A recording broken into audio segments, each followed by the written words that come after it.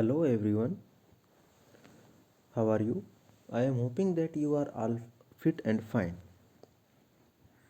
Hello बच्चों, let's start our topic. We are doing our chapter Devotional Paths to Divine. भाई ईश्वर को जाने वाले रास्ते, भाई किस किस रास्ते से होकर ईश्वर को प्राप्त किया जा सकता है उसके बारे में हम पढ़ रहे हैं। मध्यकाल जो हमारा भारत में था उसमें भी लोग किस तरह से पूजा अर्चना करते थे, किस तरह से भक्ति कर रहे थे। तो वो जो भक्ति की अलग अलग तरीके जो लोग अपना रहे थे उसके बारे में हम पढ़ रहे हैं इसमें। तो भाई सबसे पहले हमने देखा भाई जो सुप्रीम गॉड था, जो परमेश्वर की जो कल्पना की गई थी वो किस तरह की थी जी। परमेश्वर कौन था भाई, किस तरह से उसका स्वरूप बताया गया था भाई। भाई जो भगवत गीता थी उसका एग्जाम्पल लेके हमने देखा था भाई जो श्री कृष्ण जो विष्णु के अवतार जो माने गए हैं उनके अनुसार भी अगर उनकी शरण में हम जाएं, अनन्य भक्ति करें तो वो जो हमारे जीवन मरण का जो चक्कर है उससे छुटकारा दिला सकते हैं। उसके बाद दक्षिणी भारत में जो नयनार और अलवार थे, जो शैव भक्त थे और वैष्णव थे, विष्णु के भक्त थे, उनके अनुसार जो भक्ति के तरीका था वो क्या था भाई। उनके अनुसार सभी लोग बराबर थे। ठीक है, तो ये जो लोग थे, जो नैनार और अलवार थे, ये किसी भी ऊंच नीच को नहीं मानते थे। उनके अनुसार सभी लोग बराबर थे। तो भाई और उसके बाद हमने देखा भाई फिलोसफी और भक्ति, मतलब जो दर्शन शास्त्र और भक्ति में इसमें शंकराचार्य का एग्जाम्पल लिया था और एक रामानुजम का जो उदाहरण लिया था। शंकराचार्य के अनुसार भाई जो सुप्रीम गॉड है और जो हमारी आत्मा है वो एक ही लास्ट में एक ही हो जाती है। और रामानुजाचार्य थे, उनके अनुसार क्या था भाई, ये है तो एक ही, लेकिन जो हमारी जो आत्मा है वो लास्ट में अपना अस्तित्व अलग से बना के रखती है। और भाई ये और इनके अनुसार क्या था भाई, ईश्वर को किस तरह से प्राप्त किया जा सकता है भाई। विष्णु जो भगवान थे उनकी अनन्य भक्ति, उनसे एक निष्ठ भावना रखने से। और वहीं पर ये जो शंकराचार्य थे उनके अनुसार हम ज्ञान के बल पर ईश्वर को प्राप्त कर सकते हैं। उसके बाद जो बसवन्ना थे, उनके जो कर्नाटक में हुए, जो तमिल में हुए थे। तो भाई तमिल का जो भक्ति मूवमेंट था उसके साथ ही जो बसवन्ना थे, उन वो जो कर्नाटक में उन्होंने अपने भक्ति संप्रदाय की स्थापना को फैलाया था भाई। उनके अनुसार जो वीर शैववाद था वो उन्होंने चलाया था भाई। उन उन उनके अनुसार भी ये जो जितने भी ऊंच नीच थे जो समाज में, वो उनको नहीं मानते थे। उसके बाद जो हमारा टॉपिक था वो था संत ऑफ महाराष्ट्र। महाराष्ट्र के कुछ संत थे, जैसे उनमें नामदेव थे, एकनाथ थे, तुकाराम थे, ज्ञानेश्वर थे, चोखा मेला, सखूबाई जो थी। उनके अनुसार भाई, उनके अनुसार उन्होंने जो अपनी भक्ति की अलग संप्रदाय चलाया, वो एक विठल संप्रदाय के नाम से जाना जाता है, क्योंकि उनमें विठल जो एक विष्णु के अवतार माने जाते हैं उनकी पूजा की जाती है। और उनका जो संप्रदाय था वो वरकारी सेक्ट के नाम से जाना जाता है भाई। तो उसमें भी क्या करते थे भाई, ये सभी के सभी जितने भी संप्रदाय थे उनको सभी को बराबर मानते थे। हर जितने भी वर्ण थे जो हमारे, उन किसी वर्णों में वो भेदभाव नहीं करते थे। उसके बाद हमने देखा भी नाथपंथी थे, जो सिद्धार्थ थे और योगी जो थे, वो किस तरह से अपनी पूजा अर्चना करते थे भाई। उनके अनुसार जो ये संसार है वो मिथ्या है भाई। हमें ईश्वर को मिलने के लिए, हमें ईश्वर को पाने के लिए इस सांसारिक जो जितने भी सुख सुविधाएं हैं संसार में, जो भी हमें मिलता है उन सभी का त्याग कर देना चाहिए, ताकि हमें आखिर में ये ईश्वर या प्रभु की प्राप्ति हो सके। तो आज का जो हमारा टॉपिक है, टुडेज टॉपिक कीजिए इस्लाम एंड सूफीज़म। इस्लाम और सूफी मत जो है, सूफी धर्म संप्रदाय जो है, उसके बारे में हम देखेंगे भाई। The saints had much in common with the Sufis. so much so that it is believed that they adopted many ideas of each other. अब सबसे पहले हम पता करते हैं भाई, जो सूफीज़्म है, सूफ़ी मत जो है वो कहाँ का है भाई। तो ये जो इस्लाम है, जिसे हम साधारण शब्दों में मुस्लिम लोग कहते हैं, तो इनमें जो भक्ति की जो भावना फैली थी उसे हम सूफ़ी धारा कहते हैं या सूफ़ी मत कहते हैं उसको। तो जैसे भाई हिंदुओं में भक्ति चली थी भाई, भक्ति धारा फैली थी, और जो मुस्लिमों की जो भक्ति थी उसे हम सूफीज़्म नाम देते हैं भाई। और ये जो सूफ़ी थे, सूफ़ियों के जो संत थे, जो जैसे हिंदुओं में जो संत थे, महात्मा थे, ऋषि थे, उन्हीं तरह जो सूफ़ियों के जो संत थे उनकी उनमें उनके जो विश्वास थे और जो हिंदुओं के संतों के जो विश्वास थे वो एक जैसे ही थे, उनमें एक रूपता मिलती है भाई। क्योंकि उन्होंने जो अपने एक दूसरे के जो विचार थे वो एक दूसरे से प्रभावित होके उनको अपनाया था भाई। सूफीज वर मुस्लिम मिस्टिक्स। अब ये जो सूफी कौन थे, ये मुस्लिम मिस्टिक थे भाई, रहस्यवादी थे। अब रहस्यवादी कौन होते हैं भाई? अगर हम धार्मिक की बात करें तो वह रहस्यवादी वो लोग होते हैं जो आखिर में जो जिसे हम कहते हैं अंतिम अंतिम क्षण जिसे हम कहते हैं, तो उसमें ईश्वर से एकाग्रता की बात, एक रूपता की बात ये लोग करते हैं भाई। They rejected outward religiosity and emphasized love and devotion to God and compassion towards all fellow human beings. अब इनके अनुसार ये क्या चीज़ मानते थे? ये मानते थे जो धर्म में जितने भी बाहर के आडंबर थे, दिखावे जो लोग करते थे धार्मिक रूप से, वो और उनकी भी क्या कहते थे भी, ये सब झूठे हैं, इनको अस्वीकार कर देते थे ये लोग। कौन? ये जो सूफी थे, मुस्लिम सूफी थे। And devotion to God and compassion towards all fellow human beings. और जो वो क्या उनके अनुसार और क्या था भाई, जो ईश्वर के जो उनके प्रति जो उनका लगाव था, उनका प्रेम था, उनकी भक्ति थी, वो सभी मनुष्य के प्रति दया भाव रखने के लिए थी। मतलब वो क्या कहते थे भाई, भाई जो हमें क्या करना चाहिए, ईश्वर के प्रति हमें पूरी तरह से भक्ति रखनी चाहिए, और जितने भी मनुष्य हैं उनके सभी के साथ दया की भावना दिखानी चाहिए, दयालु होना चाहिए भाई। एक तरफ तो भक्ति की को ये मानते हैं, और दूसरी तरफ जो इंसान है उनके उनके साथ ही जो दयालुता है वो मानते हैं। अब इसके साथ साथ भाई ये जो भावना है भाई, भक्ति के साथ साथ मनुष्य के प्रति प्रेम, ये जो हमारे उत्तरी भारत के जो हम जो अभी थोड़ी पिछले वीडियो में हमने डिस्कस किया था, उनके अनुसार भी वो भी मानते थे भाई। ठीक है।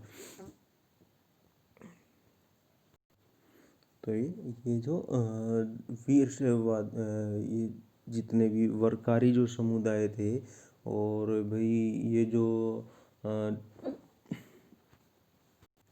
महाराष्ट्र में जो भक्ति भावना भक्त जो थे, उनके अनुसार भी यही माना जाता था कि इंसान के जो दुख तकलीफ़ों को जो समझता है वही सच्चा संत है भाई। और उसके बाद है भाई, इस्लाम प्रोपगेटेड स्ट्रिक्ट मोनोथियज्म और सबमिशन टू वन गॉड। अब ये जो इस्लाम है, जो सूफी मत जो है, ये इनके अनुसार क्या था भाई, ये मोनोथियज्म को मानते थे भाई। इसका मतलब है कि ये एकेश्वरवाद को मानते थे। एकेश्वरवाद मतलब ये कहते थे ईश्वर एक ही है। एक ईश्वरवाद मतलब एक ही ईश्वर है, ईश्वर का और कोई रूप नहीं है, ईश्वर एक ही है। ये इस चीज़ को मानते थे, और उसी ईश्वर के सामने सभी को नतमस्तक होना चाहिए। In the 8th and 9th centuries, religious scholars developed different aspects of the holy law, शरीयत एंड थियोलॉजी ऑफ इस्लाम। अब 8वीं और 9वीं जो शताब्दी थी, 8वीं और 9वीं शताब्दी में क्या हुआ भाई, ये धार्मिक विद्वान जो थे इसमें मुसलमानों में इन्होंने एक पवित्र कानून बनाया भाई, जिसे शरिया कहा जाता है। मुस्लिम इसे शरीयत कानून कहते हैं। और इस्लामिक जो धर्मशास्त्र हैं इनमें विभिन्न अलग अलग पहलू को विकास किया भाई। While the religion of Islam gradually became more complex, Sufis provided it with an additional dimension that favored a more personal devotion to God. अब जैसे जैसे समय बीतता गया तो ये जो मुस्लिम जो संप्रदाय था इसमें एक भाई जटिलता आने लगी भी। इसमें भी हिंदुओं की तरह बहुत सारे कर्मकांड होने लगे भी। जैसे हम देखते हैं भाई ये दिन दिन में पाँच पाँच बार नमाज पढ़ना, ठीक है भाई। हाथों को अच्छे से धोना, पैरों को धोना उससे नमाज से पहले।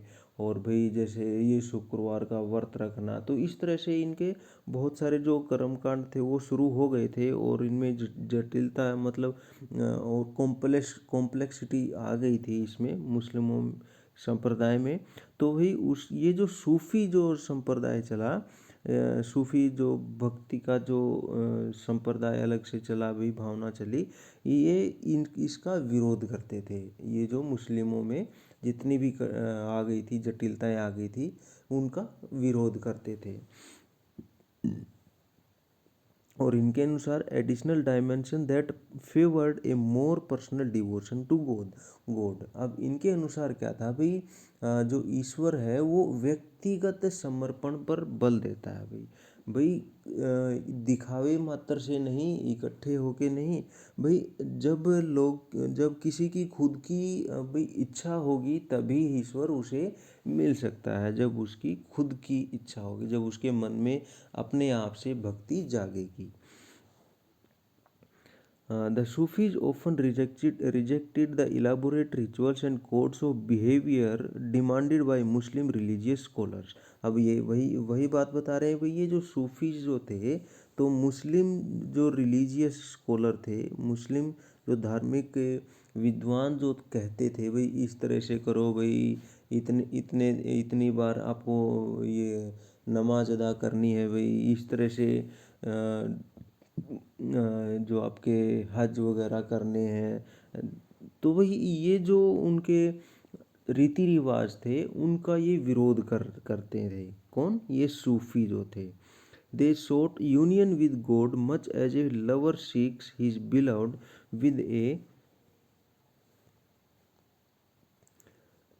Disregard of the for the love. अब ये जो सूफी थे वो ईश्वर के प्रति इतना सम्मान, इतना प्यार प्रेम रखने की बात कहते थे भाई। जिस जिस तरह से भाई कोई कोई भी जो प्रेमी होते हैं वो रखते हैं एक दूसरे के प्रति अनुग्रह जो रखते हैं भाई। उनके अनुसार भाई कुछ भी होता रहे लेकिन उन्हें क्या चाहिए, एक दूसरे का साथ चाहिए। तो वैसे ही ये लोग भी वही चाहते थे भाई, सिर्फ उनको ईश्वर का ही साथ चाहिए। उनका खुदा जो उनका अल्लाह जो होता था उन्हीं का साथ चाहिए भाई। Like the saint poets, the Sufis too composed poems expressing their feelings and a rich literature in prose. अब भाई जो जैसे हिंदुओं में जो पोइट हुए थे, संत पोइट कवि जो हुए थे, उन्हीं की तरह जो सूफी जो थे उन्होंने भी भाई बहुत सारी पोइम्स लिखी थी भाई।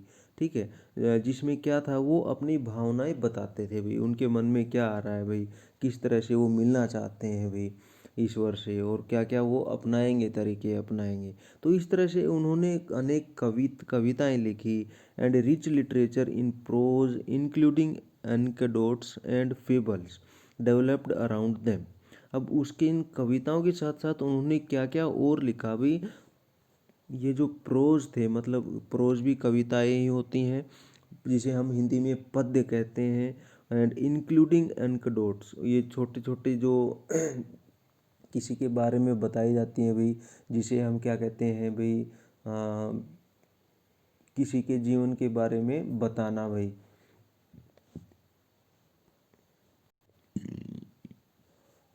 एंड फेबल्स होती हैं भाई छोटी कहानियाँ, ये भी किस्से कहानियाँ होती हैं डेवलप्ड अराउंड देम, उनके चारों तरफ भाई विकसित होती गई। मतलब क्या है, ये जो सूफी थे वो उन्होंने भी भाई कविताओं की रचना की, अपने भजनों की रचना की, और अलग अलग जो साहित्य थे उनकी रचना की भाई, ताकि जो आगे आने वाली जो पीढ़ियां हैं वो उनको, उनकी सीख को, उनके वचनों को, उनकी जो उनका जो पंथ था, वो उनके जो विचार थे उनको जान सकें। Among the great Sufis of central Asia were Ghazali, Rumi and सादी। तो ये इनके नाम है भाई, गजली, रूमी और सदी। ये इनके सूफियों के कुछ महत्वपूर्ण लोगों के नाम हैं भाई, जो मध्य एशिया से थे। Like the Nath Panthis, Siddhas and yogis, the Sufis too believed that the heart can be trained to look at the world in a different way. और जैसे कि भी ये जो नाथ पंथी थे, सिद्ध थे और योगी थे, इनके अनुसार भी क्या था भाई, इंसान का जो मन है उसको समझाना चाहिए, उसको ट्रेन करना चाहिए, प्रशिक्षण देना चाहिए। वैसे ही ये जो सूफी थे, ये भी विश्वास करते थे कि भी इंसान का जो मन है, हृदय है, दिल है जिसका, भाई उसको ट्रेन करना चाहिए, ताकि ईश्वर के प्रति उसका अगाध प्रेम बने। They developed elaborate methods of training using जिक्र। अब यहाँ पे कुछ वर्ड आ रहे हैं भाई, चैंटिंग ऑफ ए नेम और sacred formula, contemplation, sama, singing, rags, dancing and discussion of parables and breath control etc. अब ये जो अपने मन को समझाने के लिए, अपने मन को प्रशिक्षण देने के लिए उन्होंने क्या क्या, किस किस चीज़ का सहारा लिया भाई, जिक्र। जिक्र मतलब हम कहते हैं ना भाई, जिक्र करो, बात करो भाई, किसी के बारे में जिक्र करना, किसी यानी कि उसके बारे में बात करना, मतलब उसका बार बार बातें करना उसी के बारे में, मतलब चैंटिंग ऑफ ए नेम और सेक्रेड फार्मूला, या तो कोई जिस भी ईश्वर, जो ईश्वर है उसका उसका बार बार नाम जपना भाई, हे राम हम लोग करते हैं ना, वैसे ही ये लोग भी हे अल्लाह अल्लाह अल्लाह, ये इस तरह से जो इनके ईश्वर हैं उनको बार बार याद करते, बार बार उनका नाम लेते। कंtemplation, समा, और उसके साथ साथ भी जो समा थी, समा मतलब सिंगिंग, समा मतलब सिंगिंग, जो उनके गीत थे जिसको हम भजन भी कह सकते हैं भाई। जैसे आपने कई मूवीज़ में, कई गानों में देखा होगा भी, वो घूमते रहते हैं अपने हाथ ऊपर उठा के, तो वो उनका सिंगिंग है, उनके समा है भाई। और भाई कंtemplation मतलब चिंतन, भाई सिर्फ उसी के बारे में सोचना, उसी ईश्वर के बारे में सोचना। और भाई उसके बाद क्या था, रक्स। रक्स मतलब डांसिंग, नाचना भाई। भाई जैसे लीन हो जाते हैं भाई, आपने देखा होगा भाई, कई जो भजन कीर्तन करते हैं तो उस समय जो भक्त मंडली होती है उसमें से कोई उठ जाता और अपने आप ही नाचना शुरू कर देता है। तो वैसे ही इनका जो नाचना होता है उसे रक्स कहा जाता है। एंड डिस्कशन ऑफ पैराबल्स, और जो इनकी जो नीतियां हैं उनके ऊपर बातचीत करने से। एंड ब्रीथ कंट्रोल, और जो ब्रीथ कंट्रोल जिसे हम प्राणायाम कहते हैं, उससे अपने मन को भाई ट्रेन करने की ये लोग कहते हैं भाई। जैसे हमारे जो नाथपंथी, सिद्ध और योगिक बात करते थे। तो कहने का मतलब ये है, इनके अनुसार भी मन को कंट्रोल में रखना बहुत ज़रूरी है, ताकि उनके अल्लाह की प्राप्ति हो सके। Under the guidance of A master और पीर, और ये नहीं ये कोई भी कर सकता था, इनके अनुसार क्या था भी, ये सारे काम, ये जो जिक्र करते थे, कंtemplation करते थे, समा या गाना गाते थे, रक्स या फिर डांसिंग करते थे, और ये डिस्कशन जो करते थे, बर्थ ब्रेथ कंट्रोल करते थे जो, और ये किसके अंडर, किसके सानिध्य में करते थे, किसकी देख रेख में करते थे, उनका एक मास्टर होता था जिसे पीर कहा जाता था। ठीक है। तो ये जो इनके मास्टर मतलब इनको जानने वाले भाई, जैसे कहते हैं भाई जिसको पता हो किसी चीज़ के बारे में उसे मास्टर कहा जाता है। तो इन चीज़ों का जो ज्ञानी आदमी था उसे मास्टर या फिर पीर कहा जाता था। उसकी देख रेख में इन्हें ये सारे काम करने होते थे। दस एमर्ज द सिलसिलाज, और इस तरह सिलसिला जो ये सिलसिला है भाई, ये भाई संप्रदायों के नीचे अलग अलग जो हिस्से होते हैं वो बनते हैं भाई। जैसे भाई हम बात करते हैं अपने हिंदू धर्म में, तो हिंदू में भाई जैसे, और उसके नीचे भाई विष्णु के भक्त हो गए भाई, फिर भाई हो गए भाई शिव के भक्त हो गए भाई, और उसके फिर दुर्गा के भक्त हो गए, ठीक है। तो इसी तरह ये जो सिलसिला जो थे वो इन सूफियों के नीचे इसी तरह से अलग अलग पार्ट हो गए थे भाई, जो मानने वाले थे। जैसे जो एक मास्टर होता था, जो मास्टर होता था उस मास्टर की जो शिक्षाएं थी उसको मानने वाले जो जितने भी लोग होते थे उन्हें एक सिलसिला कहा जाता था। दूसरे मास्टर या फिर पीर को मानने वाले जितने भी लोग होते थे उन्हें दूसरा सिलसिला कहा जाता था। तीसरे पीर की शिक्षाएं मानने वालों को एक और सिलसिला हो गया। तो इस तरह से ये सिलसिले चलते रहे भाई। A spiritual genealogy of Sufi teachers, each following a slightly different method, तरीका of instructions and ritual practice। अब ये क्या थे भाई, ये जो जितने भी सिलसिले चल रहे थे ये क्या करते थे भाई, जीनियोलॉजी ऑफ सूफी टीचर्स। अब करते थे भी इसमें ये जितने भी सिलसिले चल रहे थे ये जो इनके टीचर होते थे, इनके जो पीर होते थे, तो इनके जो धार्मिक क्रियाएं होती थी, धार्मिक निर्देश होते थे, उनको थोड़ा बहुत अलग अलग तरीके से अपनाते जाते थे भाई। जो भी इनके जो पीर बताते थे उस तरह से ये अपनाते जाते, उसी तरह से ये आगे वही ध्यान समाधि होती थी या फिर कोई भी क्रियाकलाप धार्मिक भावना होती थी या फिर इनका जो भी नाम लेना होता था वो सारे काम करते थे। अब यहाँ पे जो पिक्चर है ये क्या कह रहे हैं भाई, in Kashmir the Rishi order of Sufism flourished in 15th and 16th century. अब ये कश्मीर के बारे में बता रहे हैं भाई। एक सूफीज्म मतलब सूफी मत में एक ऋषि ऋषि एक मत प्रचलित हुआ भाई, ठीक है। 15वीं 16वीं शताब्दी में this order was established by Sheikh Nooruddin Wali, also known as Nund Rishi. अब भाई ये जो ऋषि ऑर्डर था ये किसने फैलाया था, ये एक नूरुद्दीन वली नाम का एक व्यक्ति था जिसे भाई नंद ऋषि के नाम से भी जाना जाता है। इसने ये चलाया था भाई, ऋषि पंथ जो चलाया था इसमें।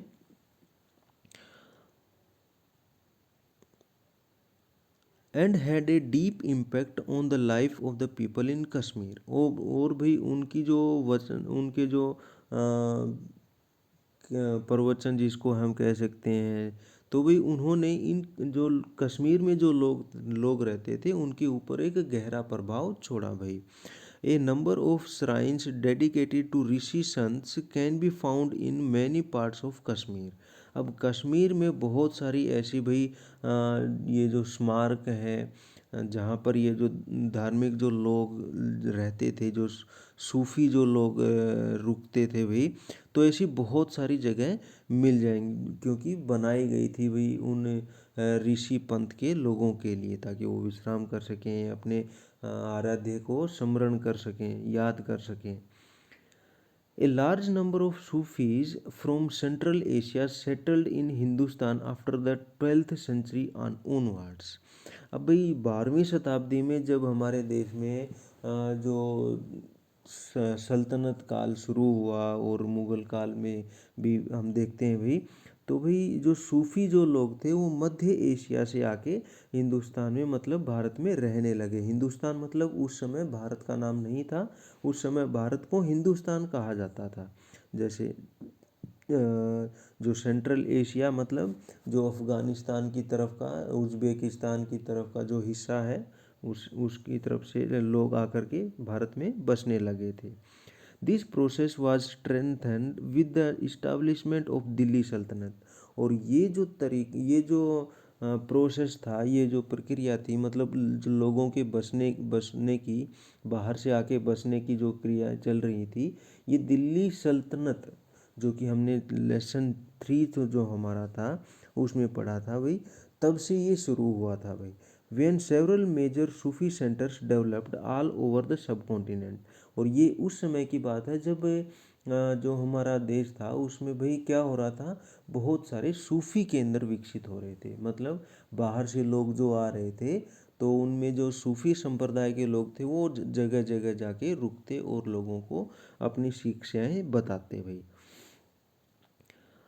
द चिश्ती सिलसिला was among the most influential orders. अब ये जो सिलसिले जितने भी चल रहे थे, जो इन पीर बाबाओं के जो अलग अलग पंथ चल रहे थे, तो उसमें चिश्ती जो ऑर्डर था, चिश्ती संप्रदाय था, वो सबसे महत्वपूर्ण था, सबसे प्रभावशाली था, जिसे हम आज भी देखते हैं भी। जैसे अजमेर में ये जो सलीम अली चिश्ती की जो दरगाह है ना, तो भाई ये उसी से रिलेटेड है। It had a long line of teachers like Khwaja Moinuddin Chishti of Ajmer, Qutbuddin Bakhtiyar Kaki of Delhi, and Baba Farid of Punjab, और ख्वाजा निज़ामुद्दीन औलिया ऑफ दिल्ली, बंदा नवाज गिसुदराज ऑफ गुलबर्गा।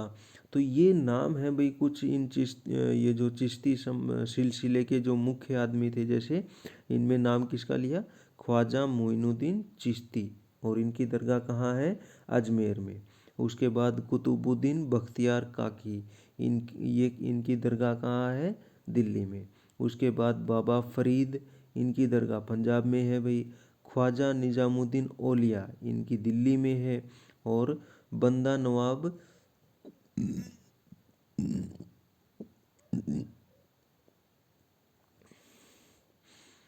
और ये बंदा नवाज गिसुदराज, ये की जो वो दरगाह है वो गुलबर्गा में है।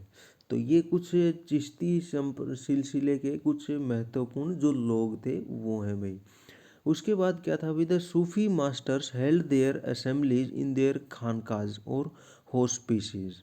अब ये जो सूफी मास्टर मास्टर जो होते थे, सूफी जो संत जो थे, ये बैठ के बुलाते थे भी, ताकि लोगों को अपनी शिक्षाएं दे सकें, उनके जो उनके दिमाग में जो भी प्रश्न आते थे उनको हल कर सकें, उनकी सुन सके। तो ये कहाँ ऐसे सभाओं का आयोजन करते थे, ये करते थे खानकाह में। जहाँ पर ये इकट्ठे होते थे उन्हें खानकाह कहा जाता था, या फिर होस्पिस कहा जाता था। तो होस्पिस के बारे में ये क्या लिखते हैं, house of rest of for travellers, specially one kept bye a religious order. अब ये होस्पिस क्या था, सूफी संस्था जो होती थी उनकी भाई, जो संत जहाँ पर आकर जहाँ ठहरते थे, जो यात्री थे जहाँ पर ठहरते थे, उस जगह को होस्पिस कहा जाता। जैसे भाई सराय जिसे हम कहते हैं एक तरह से। Devotees of all descriptions, including members of the royalty and nobility and ordinary people, flocked to these खानकाज। अब ये जो खानका थी भाई, यहाँ पर कौन कौन आते थे भाई, इन यहाँ पर हर तरह के लोग आते थे भाई, इंक्लूडिंग रॉयल्टी एंड नोबिलिटी, जो उच्च लोग थे, जो शासक जो लोग थे वो भी आते थे, अमीर लोग भी आते थे, एंड ऑर्डिनरी पीपल मतलब साधारण जनता थी वो भी वहाँ पे आती थी। इन खानकाहों में जो उनकी पूजा होती थी, कव्वालियाँ, या फिर जो भी उनके नाच गाने होते थे, या फिर जो नीति की बातें होती थी, जो उनके अल्लाह के बारे में बातें होती थी, उनमें भाग लेने के लिए। दे डिस्कस्ड स्पिरिचुअल मैटर्स। अब यहाँ पे फिर से बता रहे हैं भाई, वो वहाँ पर क्या करते थे उन खानकाहों में, दे डिस्कस्ड स्पिरिचुअल मैटर्स। भाई जो उनके धार्मिक बातें होती थी वो आपस में बातचीत करते थे वहाँ पे। sought the blessing of sons in solving their worldly problems। और जो उनकी समाज समाज में जो भी उनकी दिक्कतें होती थी, तो भाई वो क्या करते थे, जो इनके संत थे, जो सूफियों के संत जो थे, इनसे बातचीत करके इनसे उन समस्याओं का सुलझाना या निपटान करते थे भाई। एंड और उसके बाद क्या था भाई इसमें, और simply attended the music and dance session, और जिनको कोई दिक्कत नहीं होती थी वो सिर्फ वहाँ पर जो इनके नाच गाने होते थे, इनके जो कवालियाँ वगैरह होती थी, इनकी प्रार्थनाएं जो होती थी, इनके संगीत जो होते थे, उनको सुनने के लिए आते थे भाई। Often people attributed Sufi masters with miraculous powers that could relieve others of their illness and troubles. अब भाई अक्सर क्या होते थे, ये जो सूफी मास्टर होते थे, सूफी जो संत होते थे, जिसे ओलिया भी कहा जाता था, तो इनको भी क्या मानते थे भाई, इनके पास मिराकलस पावर्स होती थी, चमत्कारिक शक्तियाँ होती थी, ऐसे लोग मानने लगे थे। That could relieve others of their illness and troubles, जो कि इनकी जो ताकतें थी, रहस्यमयी ताकतें थी, वो क्या कर सकती थी भाई, जो लोगों की इलनेस थी, बीमारियां थी, और ट्रबल्स, उनकी जो दुख तकलीफ़ें थी, उनको निजात दिला सकती थी, इनकी उनमें चमत्कारी शक्तियां थी। जैसे हम एग्जांपल लेते हैं भाई, हमारे जो महाराष्ट्र में जो संत हुए हैं,